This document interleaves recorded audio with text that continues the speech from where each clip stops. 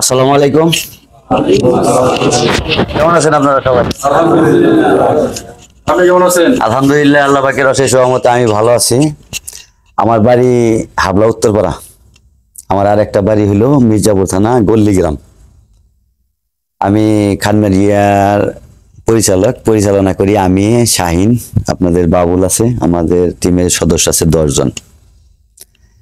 বিভিন্ন জায়গায় মসজিদ, মাদ্রাসা এবং কবরস্থান নিয়ে কাজ করি। আর মূলত আমাদের যে কাজ, দুস্থ অসহায় মানুষের চক্ষু সেবায়, যারা একেবারে দরিদ্র সীমার নিচে, তাদের অপারেশন পর্যন্ত আমরা ফ্রি করে থাকি।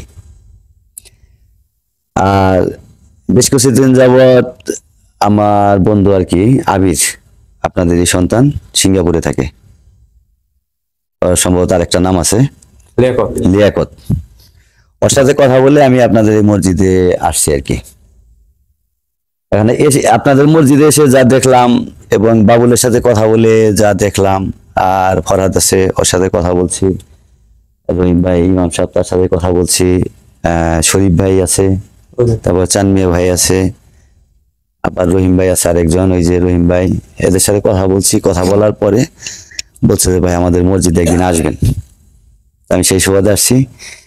মসজিদের যে পরিস্থিতি দেখলাম, এই দেখে তো আমারই মনটা জুড়িয়ে গেছে। কারণ এত পরিমাণে মুসল্লি আসলে দেখা যায় না সব জায়গায়। যদিও মসজিদটা অনেক ছোট, এখানে বাবুল আছে, এখানে ইমাম সাহেব, রহিম ভাই আছে, আরো মুরব্বিয়ার আছে, চান ভাই আছে, শরীফ ভাই আছে, এখানে স্যার আছে, প্রাথমিক স্কুল শিক্ষক স্যার আছে, এখানে সকলেই আছে। মসজিদটা কানায় কানায় পরিপূর্ণ।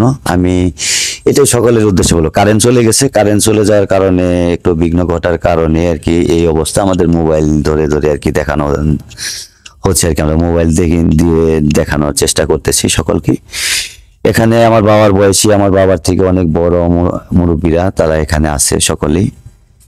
তা আমি চাইবো যে এই মসজিদের কাজটা যেন ভালো মতো করতে পারি। আপনারা কি বলেন? এই মসজিদটা যদি বড় করতে পারি, আমরা মুসলমান, এটা আল্লাহর ঘর। আল্লাহর ঘর নির্মাণের জন্য আপনারা সকলেই তো সহযোগিতা করবেন ইনশাআল্লাহ। আর আমার যারা বন্ধু বান্ধব যারা আছে, আমাদের খান মিডিয়া টিমের সাথে যারা যুক্ত আছে, দেশে আছে এবং দেশের বাইরে আছে, যেমন সিঙ্গাপুরে আছে, মালয়েশিয়া আছে, জাপানে আছে, জার্মানি আছে, কাতারে আছে, দুবাইতে আছে, বিভিন্ন রাষ্ট্রে আছে আর কি আমাদের বন্ধু সমাজ। শাহিনুর আলম নাসিম, ও একজন ইঞ্জিনিয়ার, ওর ওয়াইফ ইঞ্জিনিয়ার, বিএসসি ইঞ্জিনিয়ার। ও আমাদের ভাতকুড়া গ্রামের নয়েস মাস্টার সাহেবের ছেলে। ও আমার টিমের একজন সদস্য। বাবুল আমার টিমের একজন সদস্য। আমি চাইবো যে আপনাদের সকলের সহযোগিতা নিয়ে এই মসজিদের কাজ যেন আমরা অদূর সামনের দিকে এগিয়ে নিয়ে যেতে পারি। এবং কি মসজিদে তো আসলে জায়গা হয় না। আর আমি বিদেশের ভাইদেরকে উদ্দেশ্য করে বলবো যে আমি এই মসজিদে যে অবস্থান করতেছি, এখানে যারা আছে আসলেই এই মসজিদে জায়গা খুবই সংকীর্ণ, মাত্র 18 হাত ঘর। এই ঘরের ভিতরে আসলে মানুষজন এগুলা জায়গা হয় না। তো আপনাদের উদ্দেশ্য করে বলবো, ইতিপূর্বে যারা আমাকে মসজিদের জন্য, মাদ্রাসার জন্য, কবরস্থানের জন্য যারা সহযোগিতার হাত বাড়িয়ে দিয়েছেন এবং কি দুস্থ অসহায় মানুষের পাশে দাঁড়ানোর জন্য হাত বাড়িয়ে দিয়েছেন, ফেনীতে বন্যা দুর্গত এলাকায় সহযোগিতা করার জন্য যারা হাত বাড়িয়ে দিয়েছেন, তাদের সকলের উদ্দেশ্যে বলবো যে আজকে আমি এই মসজিদে আসছি, এই মসজিদটা কি করে বড় করা যায় এবং কি এই পরামর্শটা আমাকে দিবেন এবং কি আপনারা সহযোগিতার হাত বাড়িয়ে দিবেন। আমি এটাই আপনাদের কাছে করজোরে দাবি করব। এর আগে আপনারা মসজিদে যে অনুদান দিয়েছেন, সেই অনুদান দিয়ে যথারীতি কাজ করার চেষ্টা করতেছি এবং কি চলমান আছে মসজিদের কাজ। আজ আবার আর একটা নতুন মসজিদের জন্য আসলাম। এই মসজিদে মাত্র 6টা ফ্যান আছে, আমি দেখিয়ে দিচ্ছি। এই মসজিদে মাত্র 6টা ফ্যান আছে। আর কারেন্ট গেলে তো এখানে আসলে বাল্বের সেরকম ব্যবস্থা নেই, আইপিএস এর কোনো ব্যবস্থা নেই। একটা চার্জার লাইট আছে, তাও আমি দেখিয়ে দিলাম আপনাদের সকলকে। যে আর এই মসজিদে 3টা মাইক, তাও এখানে কোনো পিলার নাই, একটা মরা গাছের মধ্যে বেঁধে রাখা হয়েছে। আমি আশা করব যে এই মসজিদের কাজ অতি দ্রুত যেন আমরা আরম্ভ করতে পারি আপনাদের সহযোগিতা নিয়ে। আমি এখন কথা বলবো মসজিদের ইমাম সাহেব, মসজিদের ইমাম সাহেব হুজুরকে। ইনি হলেন আব্দুর রহিম, মাওলানা আব্দুর রহিম। ভাইজান কেমন আছেন? আলহামদুলিল্লাহ। আপনার মসজিদের জন্য কিছু বলেন আপনি। জি, আমাদের এই মসজিদটা সম্প্রসারিত করা দরকার। টিনের চাল, টিনের বেড়া, এটা একটা পূর্ণাঙ্গ মসজিদ বিল্ডিং হওয়া দরকার। এখানে লোক সংখ্যা অনেক আছে, এরা নামাজ পড়তে পারে না, মানে সব আসলে জায়গা হয় না। পূর্ণাঙ্গ মসজিদ আমাদের এটা হওয়া দরকার, একটু বড় করা। এটা টিনের চালা আছে, টিনের বেড়া, কাজেই এটাতে আমাদের এই যে মুসল্লি আছে এতে সংকলন হয় না, আরো বৃহত্তর করা দরকার। এবং এটা একটা পূর্ণাঙ্গ বিল্ডিং মসজিদ হলে আমাদের জন্য সুবিধা হয়। এবং এটাই আসার জন্য সামান্য একটু রাস্তা বাকি আছে, রাস্তাটা করলেও আমাদের জন্য মুসল্লিদের যাতায়াতে একটু সুবিধা হবে, বর্ষা হলে যাতায়াতে একটু সমস্যা। কাজেই আমি আপনাদের কাছে দাবি করব যে আমাদের মসজিদটা একটু বড় করে সম্প্রসারিত করে বিল্ডিং এর ব্যবস্থা করা এবং এই রাস্তাটা করে দেওয়া, তাহলে আমাদের সকল মুসল্লিদের যাতায়াতের সুবিধা হবে। এবং ইবাদত করতেও যদি মসজিদটা বড় হয় এবং বিল্ডিং হয় তাহলে তারা মনে শান্তি পাবে। কাজে আমি চাচ্ছি যে এই মসজিদটা সম্প্রসারিত করা হোক এবং রাস্তাটা করা হোক। ধন্যবাদ। তাহলে আপনাদের সকলকে ধন্যবাদ। অশেষ ধন্যবাদ। আসসালামু আলাইকুম। ওয়ালাইকুম আসসালাম। আল্লাহ খুব ভালো রাখছে। মসজিদের জন্য কি হইলে ভালো হয় একটু বলেন। একটু পাকাপোক্ত হলে সুন্দর হয়। পাকাপোক্ত হইলে সুন্দর হয়। হ্যাঁ, আসলে জায়গাটা কম হয়েছে, জায়গাটা একটু কম হয়েছে। হ্যাঁ বলেন, আপনি বলতে থাকেন। হ্যাঁ, জায়গা একটু বাড়িলে তো ভালো হয়, মসজিদটা একটু পাকাপোক্ত হলে সুন্দর হয়। আমাদের সব মুসলিরা একাত্র বসে নামাজ পড়তে পারি, একটু কুচকাচ হয়।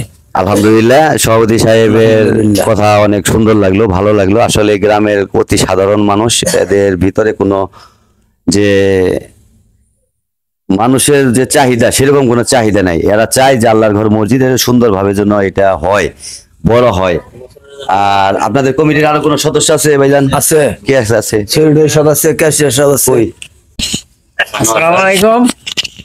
আর কেমন আছেন? আলহামদুলিল্লাহ।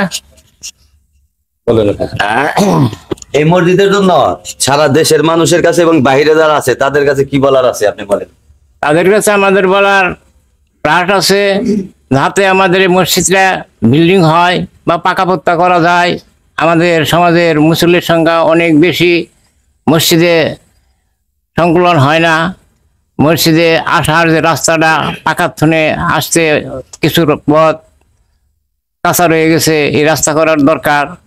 এটাই আমাদের সবচেয়ে বিশেষ দরকার।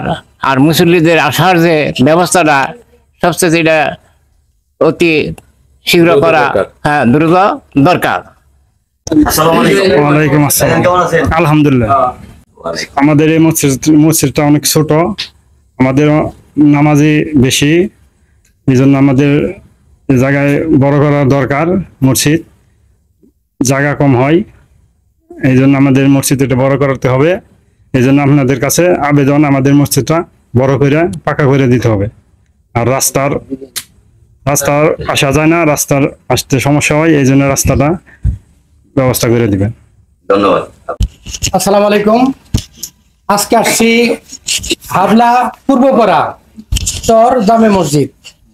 এই মসজিদটা খুবই ছোট দেখতে, এবং কি যখন একত্রে সমস্ত মুসলিমরা নামাজ পড়ে এখানে, তখন জায়গা হয় না, একদম হয় না। আর বিশেষ করে এখন আমরা মাগরিবের নামাজ পড়লাম, এই মাগরিবের সময় জায়গা হয় না। তাই আমি দেশ এবং বিদেশে যারা আছে আমাদের খান মিডিয়ার মাধ্যমে আমরা সকলের কাছে আবেদন জানাচ্ছি, যাতে এই মসজিদটা পাকা করা যায় কিভাবে, তার জন্য একটা ব্যবস্থা করা। আর দ্বিতীয় কথা হলো, এই মসজিদে আসার জন্য রাস্তা নাই বললেই চলে। এই রাস্তাটা কিভাবে পাকা করা যায় বা একটু প্রশস্ত করা যায় বা মাটি ফেলানো যায়, সেটা একটু করা দরকার। আর মসজিদে কারেন্ট গেলে কোনো ব্যবস্থাই নাই, অন্ধকার। এই যে আপনারা দেখতেছেন এখানে কি বলে টর্চ লাইট, তারপরে মোবাইলের লাইট, এগুলা ব্যবহার করে আমরা এখন কথা বলতেছি। আমরা চাই যে কোনো সহৃদয়বান ব্যক্তি যদি আমাদের এই খান মিডিয়ার মাধ্যমে যদি দয়া করে আইপিএস এর ব্যবস্থা করে দেয় অতি সত্বর, তাহলে আমরা খুবই আনন্দিত হব এবং আল্লাহর কাছে প্রার্থনা করব যে আমরা যেন এটা পাওয়া যাই খুব দ্রুত গতিতে।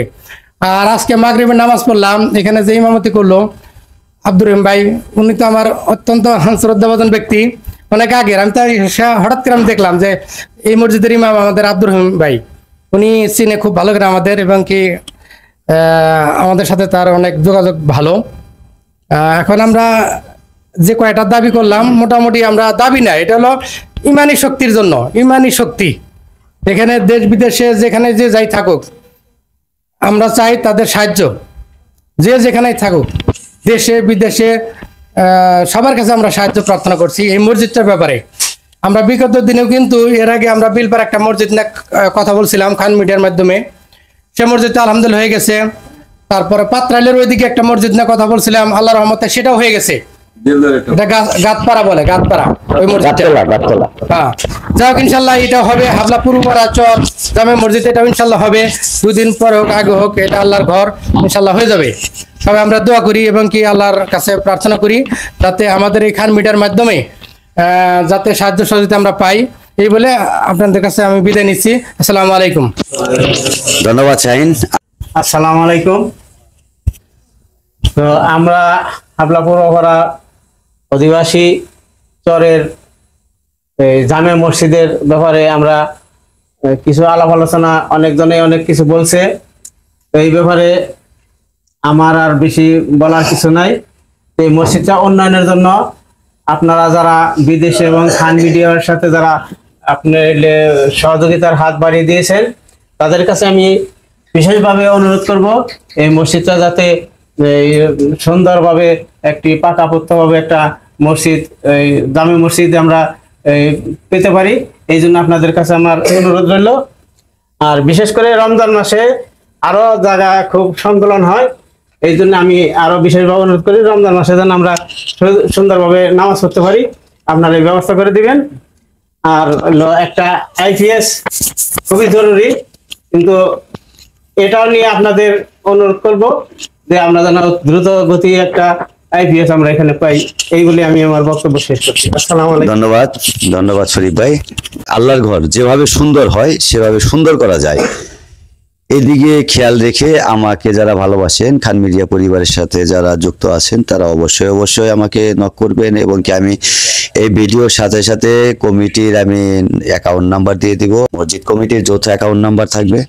আর যারা সরাসরি আমার সাথে কথা বলতে চান, আমার সাথেও কথা বলতে পারবেন, আমাদের বাবুলের সাথে কথা বলতে পারবেন। আমার বন্ধু বাবুল এবার হজ করে আসছে, দোয়া করবেন সবাই। আমার বন্ধু শাহিনুর আলম নাসিমের সাথে কথা বলতে পারবেন, সকলের সাথে কথা বলতে পারবেন খান মিডিয়া পরিবারের। আর এই মসজিদে আসার কোনো রাস্তা নাই, জমির আইল দিয়ে আসতে হয় বা জমির বাতর দিয়ে আসতে হয়, যে যে ভাষায় বুঝেন। আর এই মসজিদে একটা আইপিএস এর খুব দরকার, কারণ আইপিএস নাই, কারণ মুসল্লিরা খুব কষ্ট করে, কারণ ফ্যান তো চলেই না, ফ্যান না চললো তারপরে তো অন্ধকারে থাকতে হয়। অনেক সময় যাবত আমি মসজিদে অবস্থান করতেছি, কিন্তু এখন পর্যন্ত কারেন্ট আসার মতো যে একটা পরিবেশ পরিস্থিতি সেটা নাই এখনো। কাজে আমি একটা আইপিএস দেওয়ার জন্য আমি অনুরোধ করব যারা আমার সাথে সংযুক্ত আছেন, এবং কি আপনাদের সাথে নিয়ে যেন অদূর ভবিষ্যতে এগিয়ে যেতে পারি, দুস্থ অসহায় মানুষের পাশে যেন কাজ করতে পারি, এবং মসজিদ মাদ্রাসা কবরস্থান নিয়ে যেন কাজ করতে পারি, আখিরাতের সম্বল কিছু নিয়ে যেতে পারি। কারণ খালি হাতে যেতে হবে, খালি হাতে যেন আমরা কেউ না যাই। কারণ কিছু চালান বাতি যদি না নিয়ে যাই, তাহলে মালিকের কাছে হয়তো ধরা খেয়ে যাব। যে মালিক যদি বলে যে তোমার 70 বছরের জন্য দেশে পাঠাইছিলাম, কি করছো, বলা লাগবে যে 10 তলা বিল্ডিং করে আইছি। কিন্তু মসজিদের কথা কিন্তু বলা যাবো না, হয়তো ঘর করে আসছি এটা বলা যাবো, কিন্তু মসজিদ করে গেলে মসজিদের কথা বলা যাবো যে না আল্লাহ মসজিদ করে আইছি। তো ভালো থাকেন সবাই, সুস্থ থাকেন। আসসালামু আলাইকুম রহমতুল্লাহ বারাকাতুহু।